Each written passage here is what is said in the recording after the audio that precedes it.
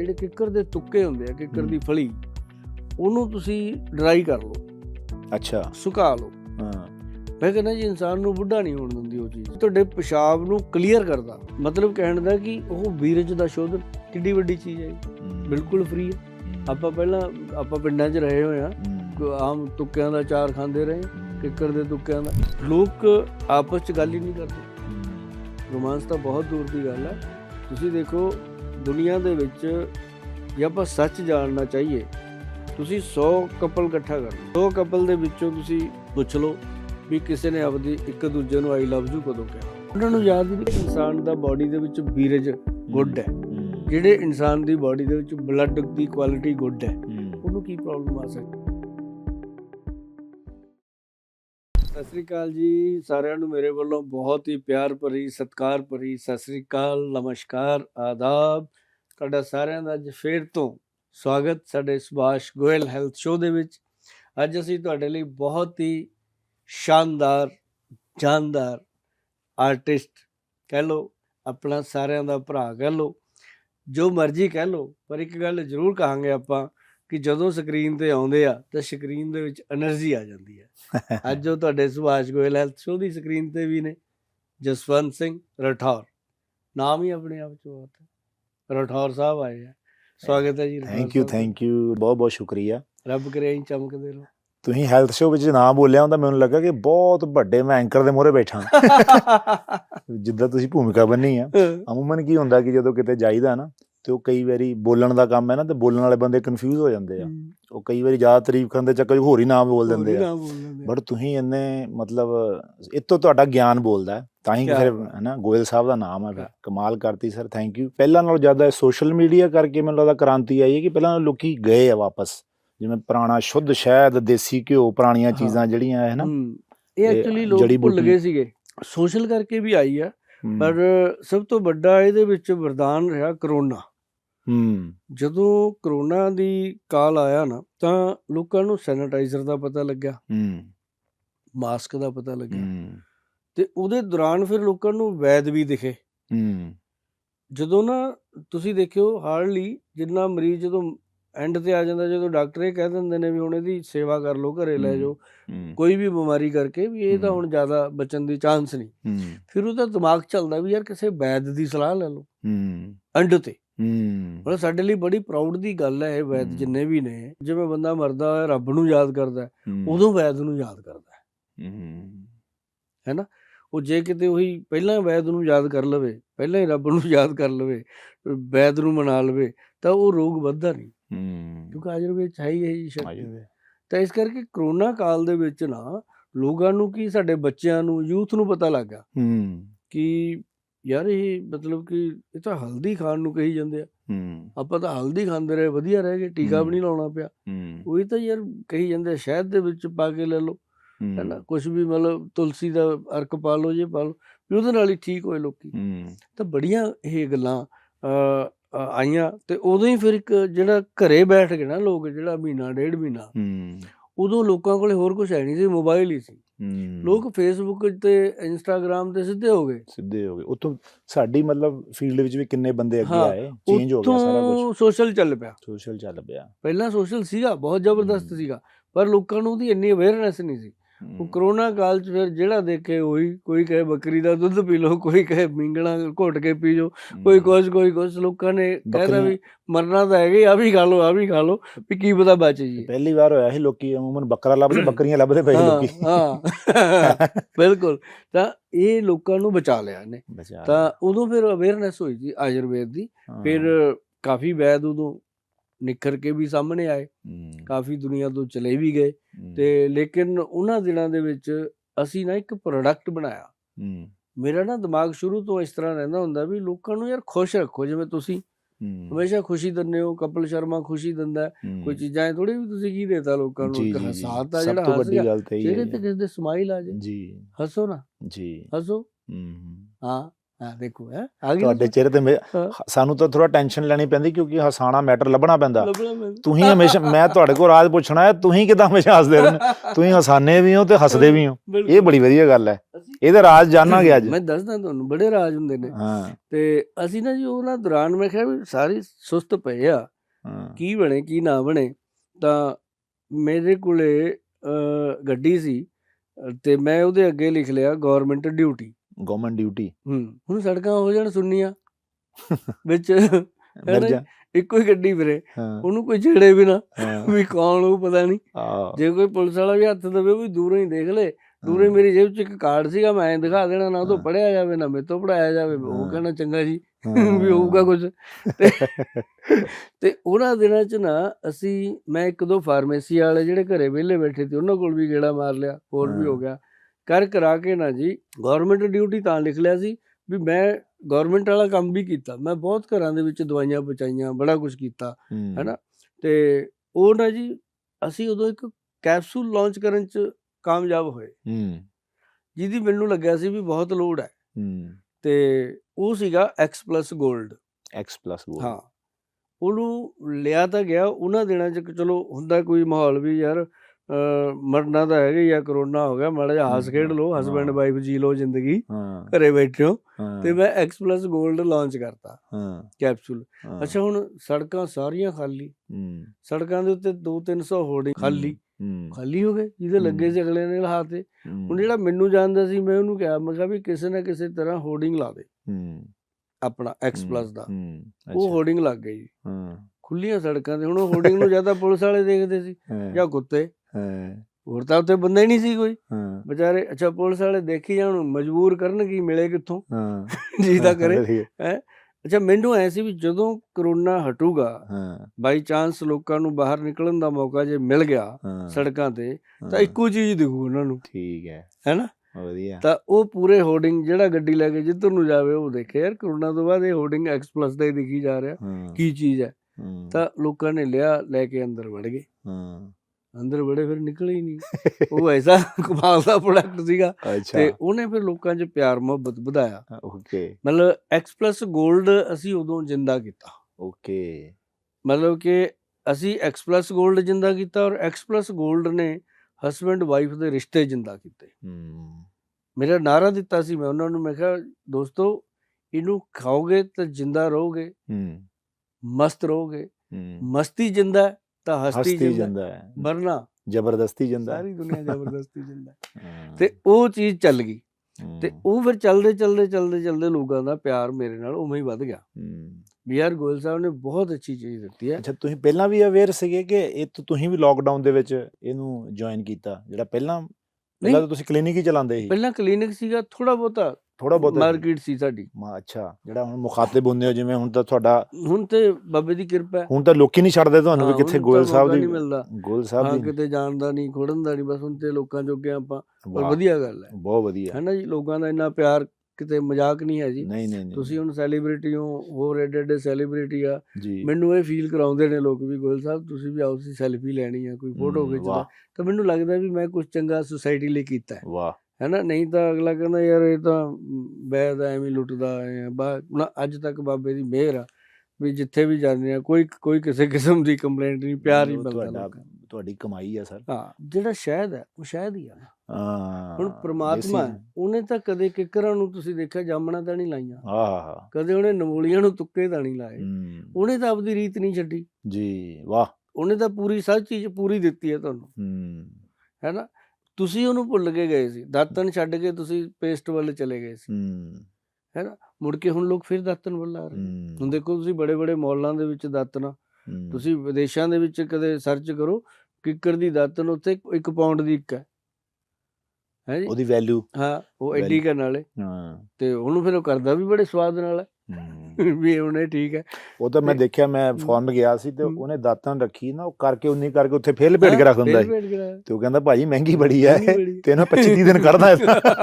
ਮੈਂ ਕਿਹਾ ਫਿਰ ਇਹਨਾਂ ਚੰਗਾ ਦੇ ਕੇ ਇੱਥੇ ਆ ਕੇ ਇਹਦੀ ਵੈਲਿਊ ਆ ਤੇ ਅਸੀਂ ਵੈਲਿਊ ਨਹੀਂ ਕਰਦੇ। ਹਾਂ, ਅਸੀਂ ਵੈਲਿਊ ਸਾਡੇ ਕੋਲ ਖੁੱਲੀਆਂ ਪਈਆਂ ਨੇ। ਤੁਸੀਂ ਖੁੱਲੀਆਂ ਪਈਆਂ ਨੇ, ਉਹੀ ਆ ਵੀ ਜਦੋਂ ਬੰਦੇ ਕੋਲ ਅਹਿਮੀਅਤ ਉਦੋਂ ਹੁੰਦੀ ਜਦੋਂ ਚੀਜ਼ ਨਹੀਂ ਹੁੰਦੀ। ਹੁਣ ਕਿੱਕਰ ਦੀ ਗੱਲ ਚੱਲੀ, ਮੈਂ ਤੁਹਾਨੂੰ ਦੱਸਦਾ, ਜਿਹੜੇ ਕਿੱਕਰ ਦੇ ਤੁੱਕੇ ਹੁੰਦੇ ਆ, ਕਿੱਕਰ ਦੀ ਫਲੀ, ਉਹਨੂੰ ਤੁਸੀਂ ਡਰਾਈ ਕਰ ਲਓ।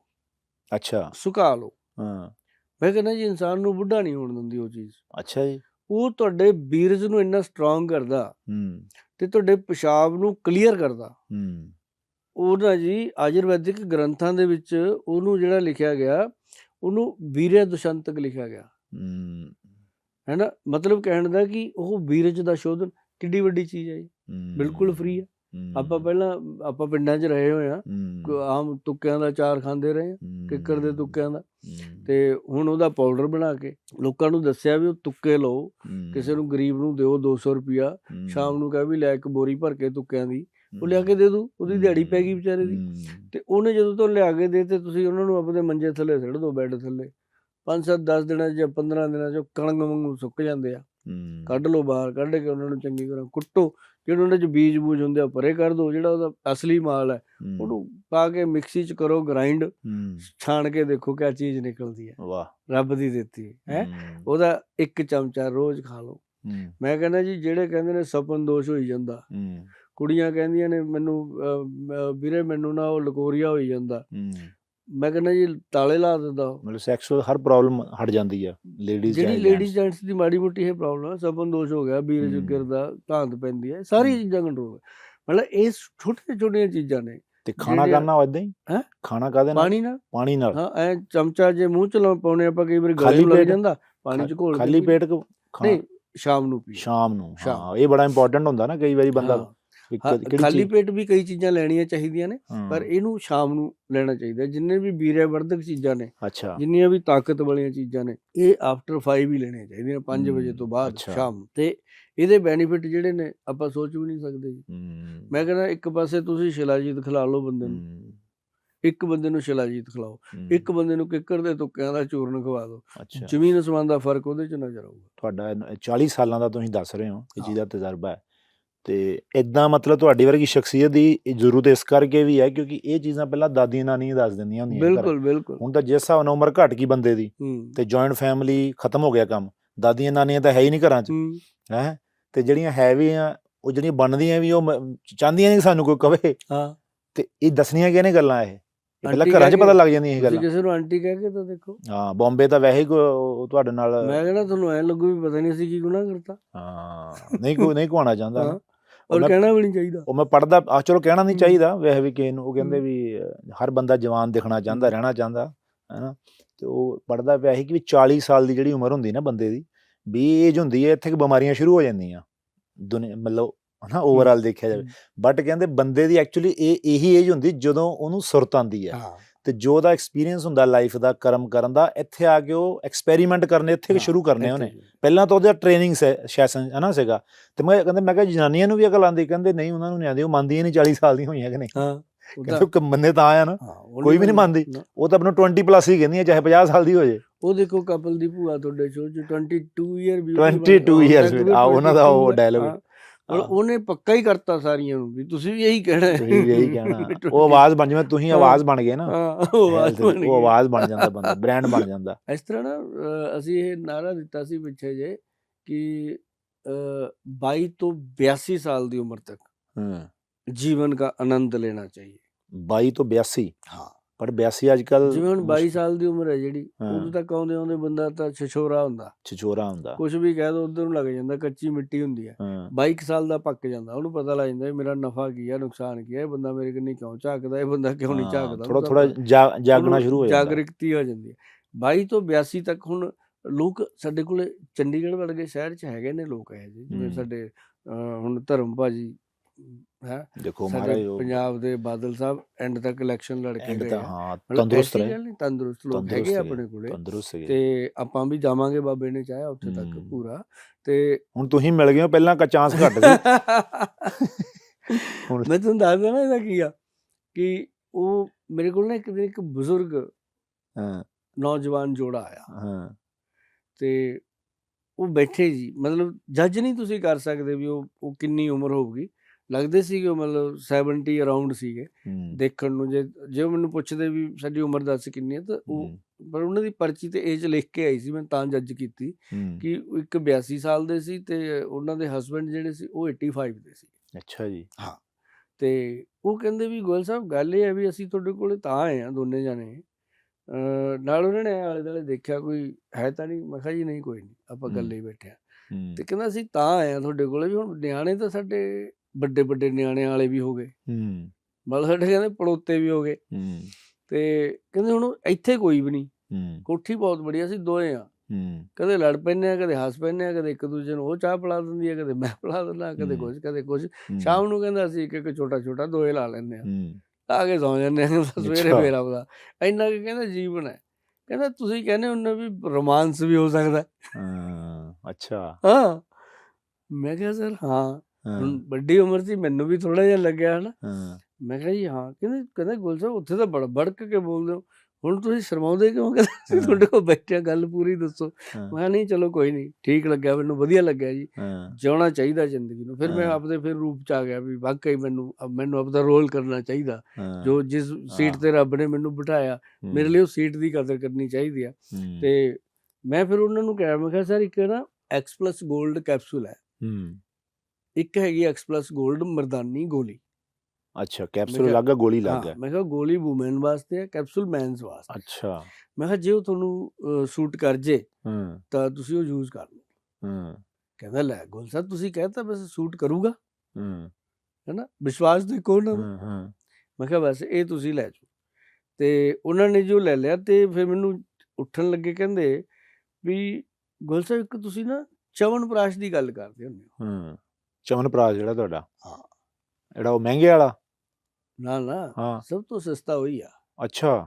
ਉਹਦੀ ਕੀਮਤ ਹੈ ਸਿਰਫ 1.5 ਲੱਖ ਰੁਪਏ ਦੇ ਕਰੀਬ। ਬਸ? ਹਾਂ। FD ਤੜਾਣੀ ਪੈਣੀ ਆ। ਕੀ ਕਰਨੀ ਆ ਰੱਖ ਕੇ FD? ਇਹ ਵੀ ਗੱਲ ਸਹੀ ਹੈ।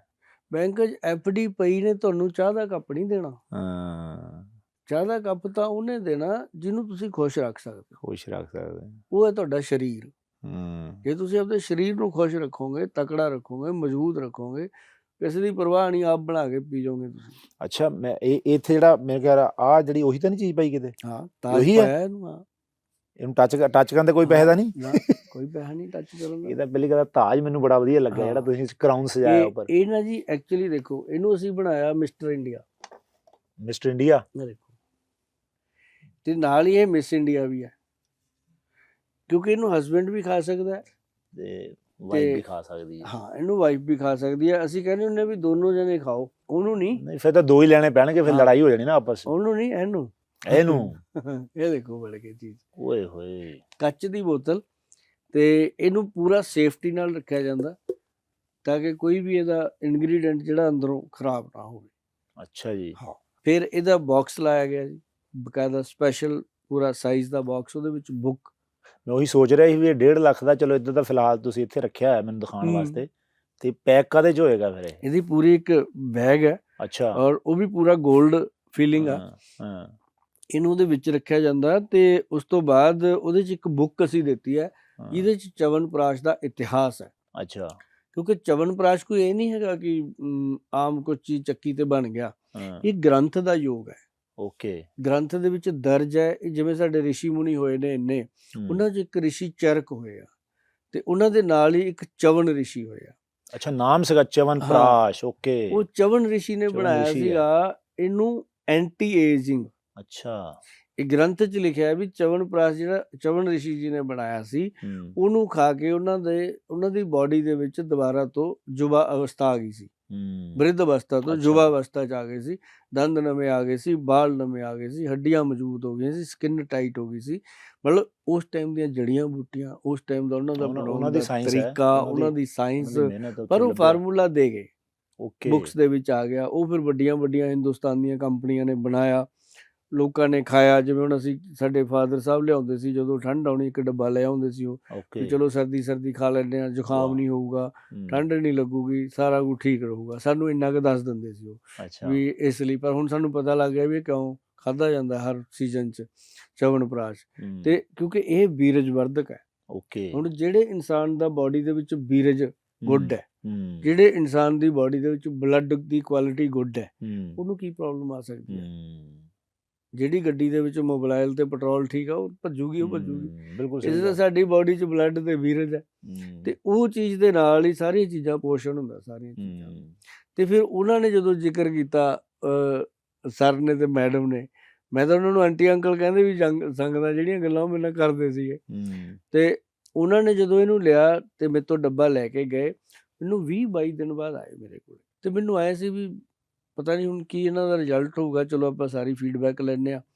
ਬੈਠੇ ਤੇ ਬੈਠਣ ਸਾਰ ਉਹ ਜਿਹੜੇ ਸਰ ਸੀਗੇ ਨਾ, ਉਹਨਾਂ ਦਾ ਐਡਾ ਐਕਸਪੀਰੀਅੰਸ ਸੀਗਾ। ਹੁਣ ਕਿਤਾਬ ਜਦੋਂ ਖੁੱਲ੍ਹਦੀ ਆ ਫਿਰ ਪਤਾ ਲੱਗਦਾ ਨਾ ਪੰਨਿਆਂ 'ਚ ਕੀ ਲਿਖਿਆ।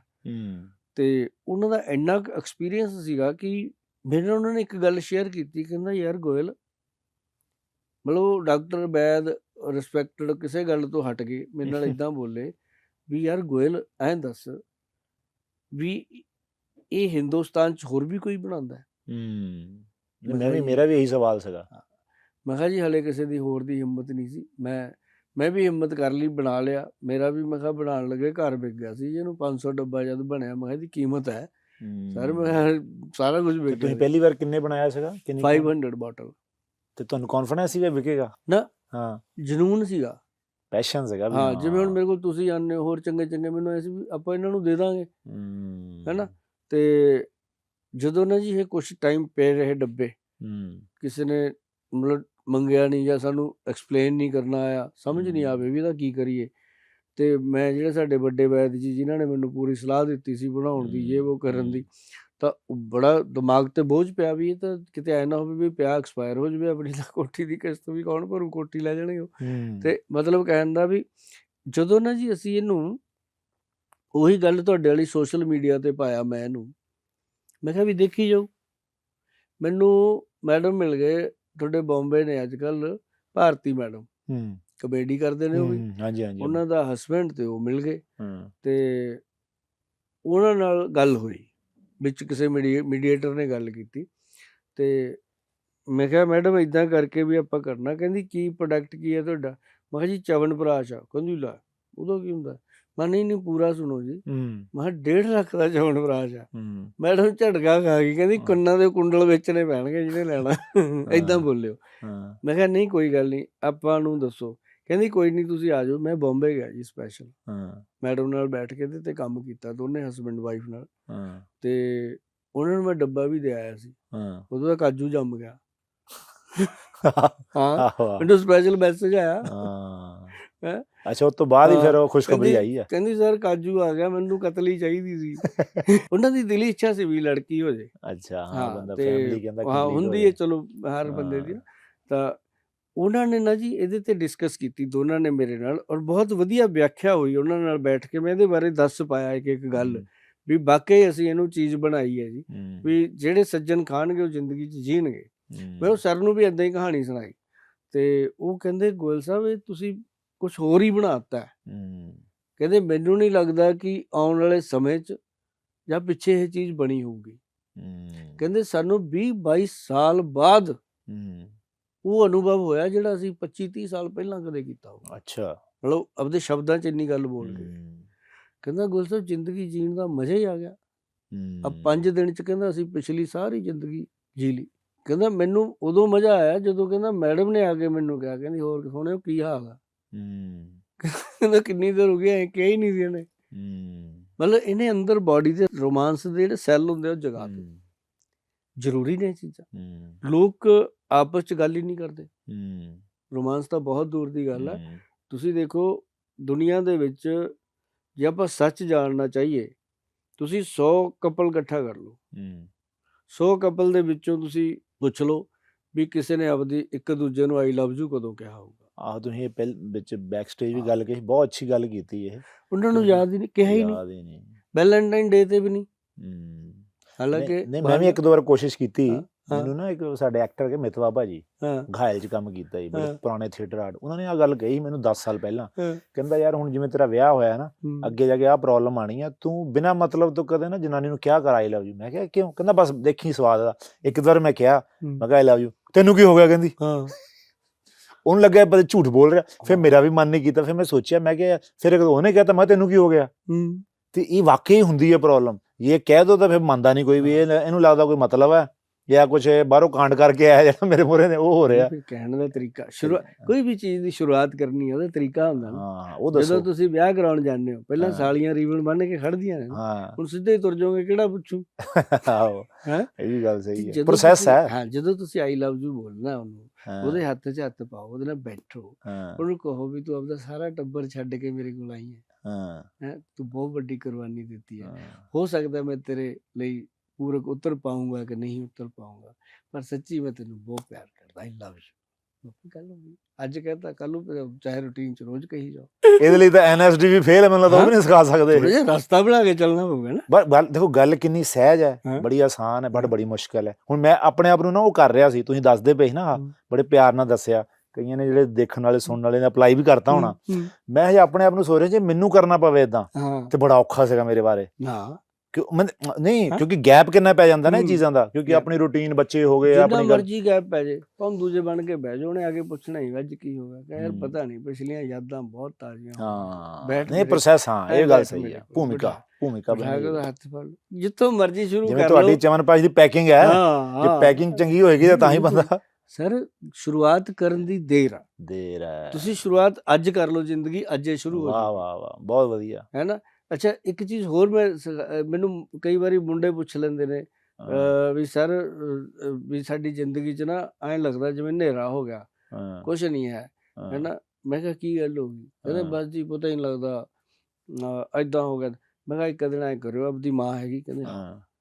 ਮੈਂ ਕਦੇ ਮਾਂ ਦੇ ਨਾ ਤੇਲ ਲੈ ਕੇ ਸਰੋਂ ਦਾ ਪੈਰਾਂ ਕੋਲੇ ਬੈਠੀ, ਹੌਲੀ ਹੌਲੀ ਤੇਲ ਲਾਉਣਾ ਸ਼ੁਰੂ ਕਰੀ, ਹੈ ਨਾਲ। ਮੈਂ ਕਿਹਾ ਕਹੀ ਜਾਈ ਵੀ ਬੇਬੇ ਮੈਨੂੰ ਕੰਮ ਕੋਈ ਨਹੀਂ ਤੇਰੇ ਤੱਕ, ਹੈ ਨਾ, ਪਰ ਜਿਹੜਾ ਤੈਂ ਮੈਨੂੰ ਦੁਨੀਆ 'ਚ ਲਿਆ ਕੇ ਕੰਮ ਕੀਤਾ ਨਾ, ਇਹ ਬਹੁਤ ਵਧੀਆ ਕੀਤਾ, ਬਹੁਤ ਵਧੀਆ। ਜਦੋਂ ਮੈਂ ਤੇਰੇ ਘਰ ਵਿੱਚ ਸੀ ਮਾਂ, ਬਹੁਤ ਤਕਲੀਫ ਹੋਈ। ਜਿਹੜੇ ਮੈਂ ਤਾਂ ਅੱਜ ਨਾ, ਮੇਰਾ ਕੋਈ ਦੋਸਤ ਆ, ਉਹਨਾਂ ਦੇ ਘਰੇ ਬੱਚਾ ਪੈਦਾ ਹੋਇਆ, ਉਹਨਾਂ ਦੀ ਤਕਲੀਫ ਦੇਖ ਕੇ ਸਮਝ ਆਈ ਵੀ ਮੇਰੀ ਮਾਂ ਨੂੰ ਕਿੰਨੀ ਤਕਲੀਫ ਹੋਈ ਹੋਊਗੀ ਜਦੋਂ। ਬਹੁਤ ਵਧੀਆ। ਹੈ, ਆਪਦੀ ਮਾਂ ਨਾਲ ਇੰਨਾ ਕੁ ਤਾਂ ਸ਼ੇਅਰ ਕਰੋ ਨਾ ਯਾਰ। ਦੇਖੋ, ਮੈਂ ਕਈ ਵਾਰੀ ਸੋਚਦਾ, ਜਦੋਂ ਬੰਦਾ ਚੱਲ ਜਾਂਦਾ ਦੁਨੀਆ ਤੋਂ, ਮਾਂ ਪਿਓ, ਫਿਰ ਪਤਾ ਨਹੀਂ ਕੀ ਬੰਦਾ ਕਰਦਾ। ਜਿਹੜੇ ਲੇਖ, ਜਿਹੜੀਆਂ ਫਿਲਮਾਂ ਬਣਾ ਦਿੰਦੇ ਆ ਲੋਕੀ, ਹਨਾ, ਕਿਤਾਬਾਂ ਲਿਖ ਦਿੰਦੇ ਆ, ਤੇ ਜੀਂਦੇ ਜੀ ਉਹਨੂੰ ਨਹੀਂ ਕਹਿ ਪਾਉਂਦੇ ਕੈਸੀ ਗੱਲ ਹੈ। ਕੁਛ ਵੀ ਨਹੀਂ ਹੈ, ਗੱਲ ਕੁਛ ਵੀ ਨਹੀਂ ਹੈ। ਹੁਣ ਜੇ ਤੁਸੀਂ ਆਪਦੇ ਬਾਪੂ ਨੂੰ ਇੱਕ ਵਾਰੀ ਜੱਫੀ ਪਾ ਕੇ ਕਹਿ ਦੋ ਨਾ ਬਾਪੂ, ਤੁਹਾਡੇ ਹਿਸਾਬ ਨਾਲ ਗੋਲ ਸਾਹਿਬ ਇਹ ਕੀ ਬੰਦੇ ਦੀ ਈਗੋ ਹੁੰਦੀ, ਕਿਉਂ ਨਹੀਂ ਕਰ ਪਾਉਂਦਾ ਬੰਦਾ ਇਹ? ਜੱਕ ਨਹੀਂ, ਕਿਸ ਚੀਜ਼ ਦੀ ਜੱਕ? ਈਗੋ ਨਹੀਂ ਹੁੰਦੀ, ਜੱਕ ਹੁੰਦੀ ਹੈ। ਮੈਂ ਤੁਹਾਡੀ ਮੈਂ ਗੱਲ ਵਿੱਚ ਛੱਡ, ਮੈਨੂੰ ਆਪਣੀ ਫੀਲਿੰਗ ਦੱਸਦਾ। ਜਿਵੇਂ ਮੈਂ ਕਈ ਵਾਰ, ਕੋਈ ਡੈਡੀ ਤਾਂ ਮੇਰੇ ਹੈ ਨਹੀਂ, ਇੱਕ ਵਾਰ ਜੱਫੀ ਪਾਈ ਸੀ, ਦੋਵੇਂ ਰੋਣ ਲੱਗ ਗਏ। ਉਹ ਵੀ ਇਹੀ ਚਾਹੁੰਦੇ ਪਏ ਸੀ, ਮੈਂ ਵੀ। ਅਸੀਂ ਹੱਗ ਕੀਤਾ ਡੈਡੀ ਨੂੰ, ਪੈਗ ਲਾਇਆ ਸੀਗਾ, ਤੇ ਮੈਂ ਨਵਾਂ ਚੈਨਲ ਤੋਂ ਜਿੱਤਿਆ ਸੀ, ਤੇ ਡੈਡੀ ਪੈਗ ਲਾ ਰਿਹਾ। ਮੈਂ ਕਿਹਾ ਡੈਡੀ ਤੁਹਾਨੂੰ ਸ਼ੂਗਰ ਹੋਈ, ਕੀ ਪੀ ਜਾਂਦੇ? ਮੇਰੀ ਟੋਨ ਥੋੜੀ ਉਦਾਂ ਸੀਗੀ।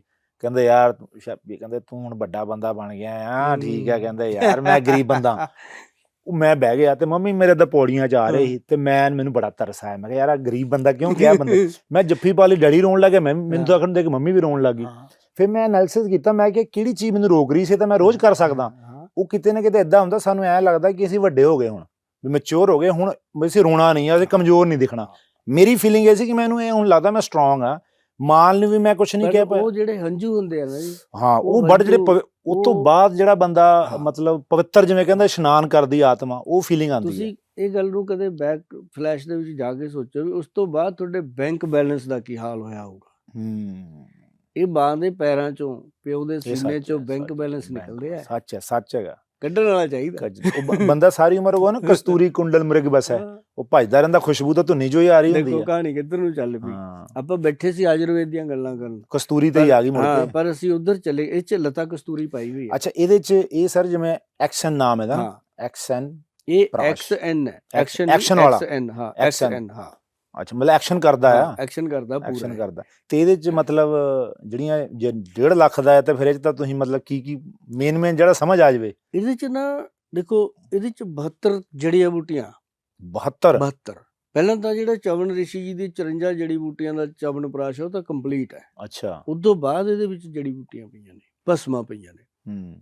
ਇਹ 'ਚ ਗੋਲਡ ਦੀ ਭਸਮ ਪੂਰੀ ਤਰ੍ਹਾਂ ਵਿਧੀ ਮੁਤਾਬਕ ਬਣੀ ਹੋਈ, ਫਿਰ ਇਹਦੇ ਵਿੱਚ ਚਾਂਦੀ ਦੀ ਭਸਮ, ਫਿਰ ਹੀਰੇ ਦੀ ਭਸਮ, ਕੇਸਰ, ਮਤਲਬ ਤਿੰਨੇ ਚੀਜ਼ਾਂ ਜਿਹੜੀਆਂ ਜਿੰਨੀ ਇਹ 'ਚ ਪਈ ਹੋਈ ਹੈ ਕੁਆਂਟਿਟੀ, ਇਹੀ 40-50 ਹਜ਼ਾਰ ਰੁਪਏ ਦੀਆਂ ਨੇ, ਤਿੰਨੋਂ ਚੀਜ਼ਾਂ।